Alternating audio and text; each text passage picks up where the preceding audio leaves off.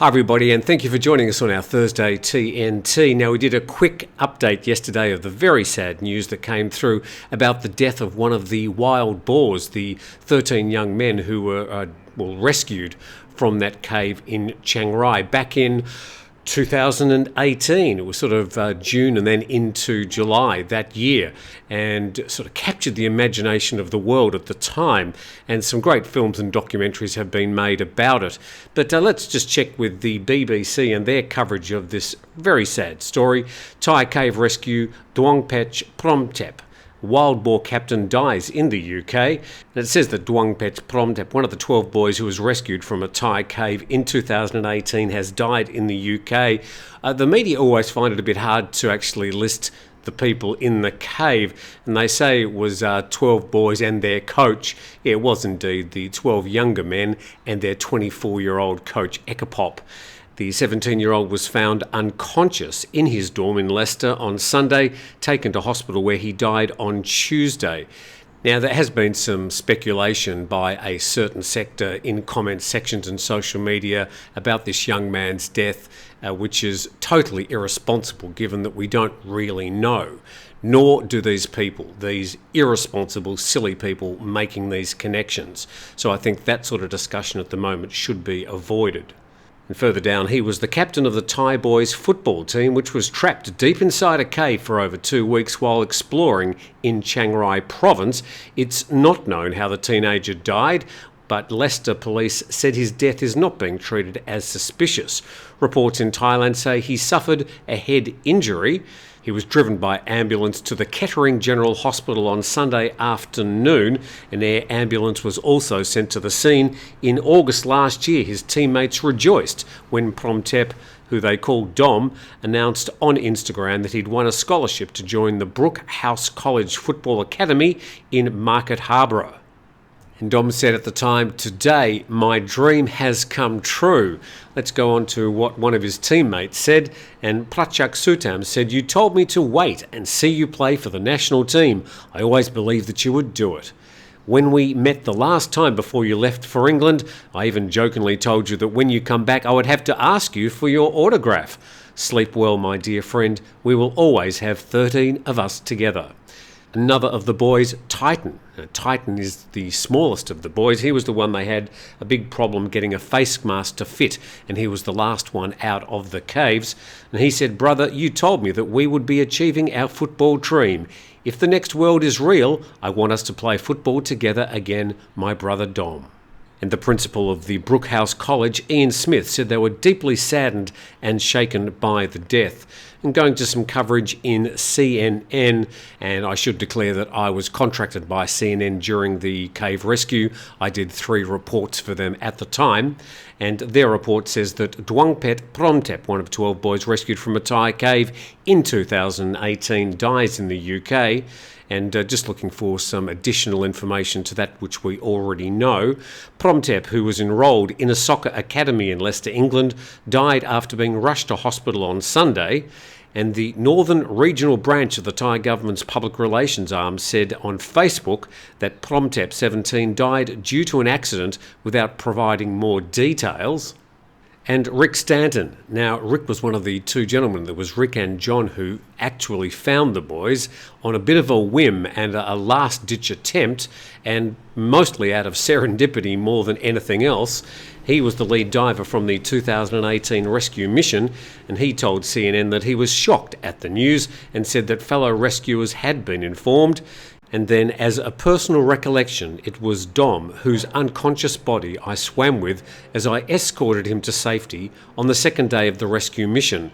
I carefully held his precious life in my grasp, bearing the full weight of responsibility towards his survival through the most extreme of circumstances. And then down the bottom there, according to the statement, Brookhouse College is liaising with statutory authorities and the Royal Thai Embassy in London and dedicating all resources to assist our student body as they, as young people, process Dom's passing. So let's just grieve this young man's life and ignore the white noise coming from a very small sector who are trying to make some controversy out of a situation they simply don't know the details. And of course, we'll bring any further details about this story when they come to hand. This is TNT. It's Thursday. This weekend, we've got a special guest on Saturday and Sunday. Nick is sort of out of action for a while. Basically, his father and he are heading up to Taiwan and China to investigate some business opportunities, but we've got some people coming in on Saturday and Sunday for our live shows, and a big thanks to I was going to say CNN. Big thanks to 5 Star Marine for their ongoing support of the program. If you are in Phuket and you're heading out into the waters, check out some beaches and islands, make sure you contact 5 Star Marine. And there's a link in the description.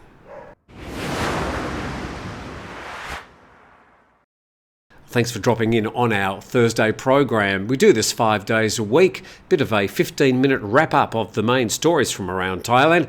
This story's been making the rounds over the last few days. Let's check out if we can find out any more details. And this is from Channel News Asia, which is out of Singapore. And they say visitors to Thailand to pay a tourist fee of up to US $9. They've chosen a picture of 2 fetching young ladies frolicking in the shores off Phuket. And the story says the collected fee will be used to manage and develop tourism, which includes insurance for international tourists during their stay in Thailand. This from a spokesperson of the Thai government. Now, this issue of insurance has captured a lot of the social media attention. I think there is going to be a basic insurance provided for everybody that arrives, but of course your own health insurance or your travel insurance will provide a top-up because I'm pretty sure that the insurance they're providing will only cover basic cover in public hospitals in Thailand. But at least it will be a cover for a lot of the people that seem to slip through the cracks and end up with these huge hospital bills. Going on through the story, travellers will be exempted from the tourism fee if they hold a diplomatic or official passport or a work permit. Transit passengers and children aged 2 and below will be excluded. That seems to be consistent with what we know at the moment. Citing a study by Thailand's Ministry of Tourism and Sports, Thailand is the first country in the world to collect a tourism fee and at the same time provide welfare benefits for tourists, including a personal accident insurance protection.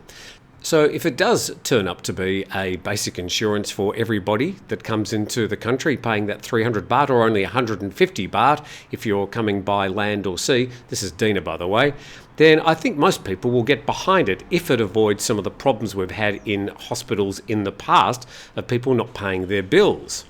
She added that the money collected from the tourism fee will help financial burdens on the Thai government, which spends about 300 to 400 million baht each year to provide healthcare for tourists, and other expenditures incurred by the government include the preservation of tourist attractions, the environment and natural resources that have been affected by tourism activities. And as I mentioned yesterday, we are sort of waiting for a longer list of exactly how this money will be spent. But it looks like this basic insurance will be one of them for all tourists. Now to our next story today, and this from Thai PBS World. 2 meth pills equals jail. Thailand's new anti-drugs push may ruin more lives than it saves. This is somewhere between a story and an editorial by Thai PBS World. Let's check it out. Statistics show that hundreds of thousands of Thais risk going to jail if a draft ministerial regulation supporting the public health minister's so-called war on drugs is enacted. More about that in just a moment.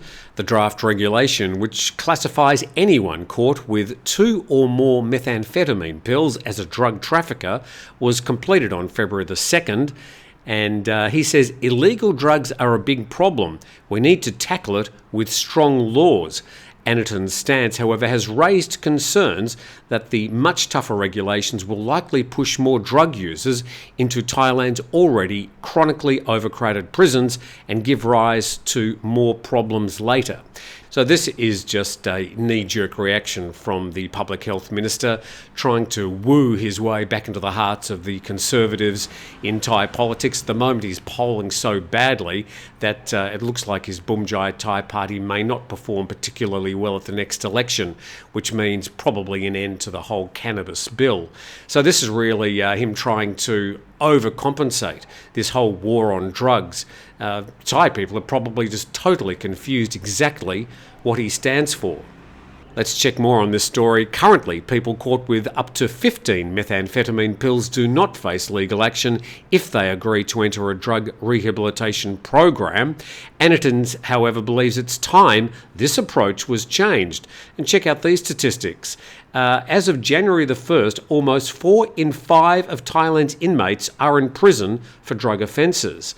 And currently there's 206,361 people behind bars for narcotics, and this marks a huge jump from 100,000 odd drug-related inmates just 15 years ago. So a huge jump in the number of people in prison for drug-related crimes. This is TNT as we now swing to nation Thailand, and their story, Thailand cuts the use of plastic bags by over 148 tonnes in 3 years. Now, I'm not sure if you can remember that time, but there was a lot of kerfuffle, people going into convenience stores, the 7-Elevens, Family Marts, even into shopping centres and being refused to be given a plastic bag. Now, there's been a big wind back from that, such that if you go to a convenience store now, you'll be given any number of plastic bags to take whatever you're shopping out with you.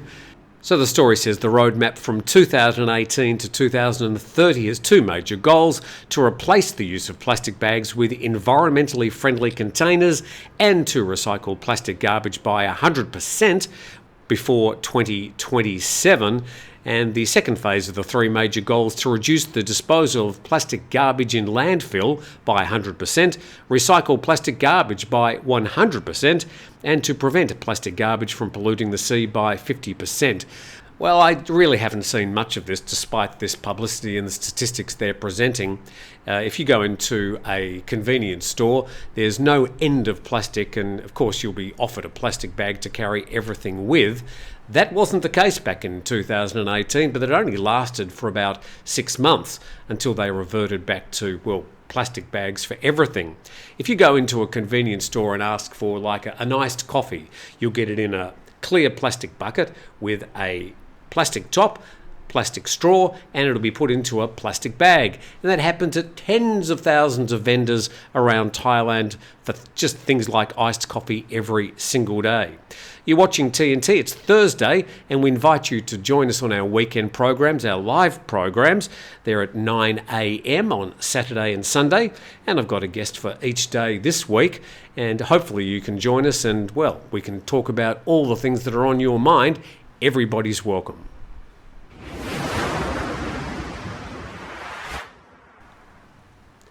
Next part of today's program is looking at an article, foreignpolicy.com, and they've published this: Thailand is a global capital of illegal sex work. Well, no particular surprises there, but it's got some interesting statistics. Despite earning billions annually, the industry is effectively illegal, controversial among Thais, and highly stigmatised.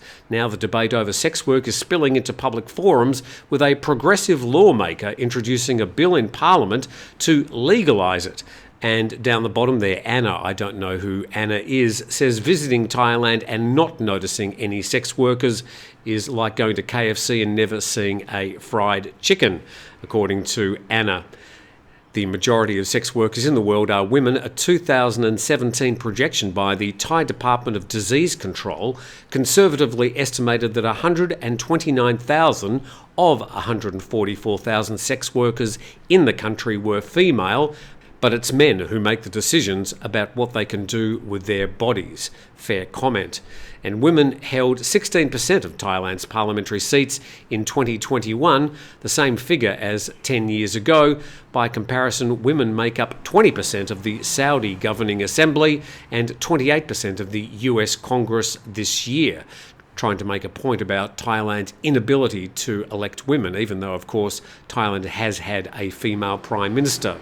And further down, the US Agency for International Development calls Thailand a source, transit and destination country for trafficking, and opponents of the bill say the sex industry enables widespread abuse of women and children across the country and in neighbouring Cambodia, Laos and Myanmar.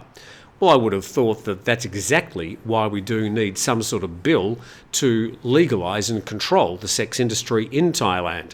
Within Thailand, officials often downplay the prevalence of prostitution in order to present a more positive view of the country to the outside world and appease constituents opposed to sex work. And then it talks about a January the 14th inspection. This happens often. We've seen it before. Police say they were satisfied after finding no illegal prostitutes working in Pattaya, much to the amusement of social media commentators. They do those walks down Walking Street around Pattaya, of course in Bangla Road in Phuket. Everybody has a bit of a chuckle, including all the bar girls sitting along the road watching them walk past. In 2020, when the COVID-19 pandemic brought the world to a standstill and global tourism dried up, around 91% of Thai sex workers lost their jobs due to lockdowns, border closures and social distancing. As illegal workers, they didn't qualify for government relief benefits during the pandemic. Well, it's high time that we stopped giggling under our breath and gave these people the legal protection that they deserve.